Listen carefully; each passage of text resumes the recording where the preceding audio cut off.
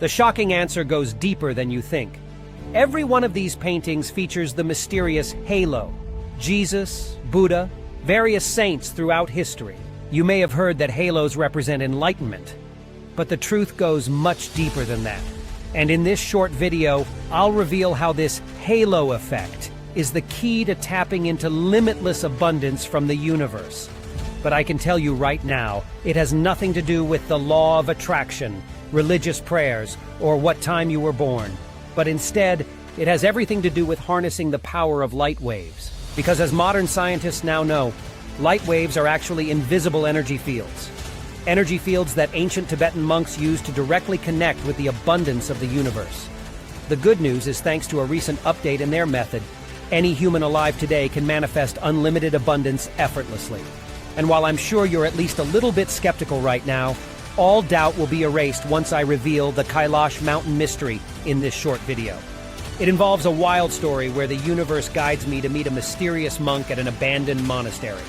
This story gets a little personal, so I should probably introduce myself real quick. Hi, my name is Paul Hammond, and I'll be honest, I'm not sure why the universe chose me to share this urgent information with you. I'm not a guru or anything. I'm not particularly smart. In fact, I'd say most of my life has been pretty unremarkable up until just recently.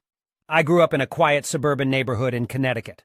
I went to college after high school, but after changing my major 4 times, I finally decided to drop out and get a job in town selling insurance. It was a steady job and came with decent benefits, so I stuck with it for 12 years. Then one day I got a notice that the company I worked for had been acquired, and that the new owners were laying off the entire sales staff. As it turns out, AI is making insurance salesmen obsolete. And just like that, I was an unemployed man in my mid-30s. With no prospects, no real job skills, and only enough savings to survive a month at best. And it's not like I was exactly doing great before that either.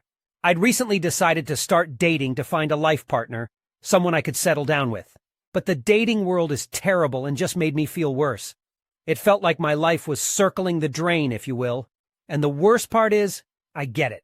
What woman would want to be with a loser like me? Hell, I didn't even know if I was going to have a place to live in a month. But just when I thought my life couldn't get any worse, it did. I was sitting on my front porch with my dog, Buddy, when he suddenly took off after a squirrel, and as Buddy chased the squirrel across the road, he was hit by a speeding pickup truck, and that was it. He was gone. My best friend, killed right in front of my eyes. And that was rock bottom. With everything that happened, losing Buddy was the straw that broke the camel's back. I just sat in my house crying for 3 days. Until I finally realized no one was coming to save me. If I didn't want to be evicted, I needed to figure out how to make some money. And fast. Since it was Sunday, I decided to head down to a local bookstore to browse some business books, thinking maybe I could find something to get me going. But as I was walking down one of the aisles, a book fell and landed right on my big toe. I yelped in pain and cursed the book for nearly breaking my toe. When I bent down to pick it up, I noticed it was a mysterious-looking old dusty book. It was titled The Kailash Mountain Mystery. Intrigued, I started flipping through it, but suddenly my thoughts were interrupted by a little boy's voice. "I hope you get your halo." I looked up, but he just turned around and walked away. The whole thing kind of creeped me out. I mean, what the heck did he mean by that? But there was just something about the book I couldn't quite put my finger on. So I bought it and headed home. When I started going through it, I learned that Mount Kailash is no ordinary mountain. Located in Tibet, this mountain is considered sacred in several Eastern religions.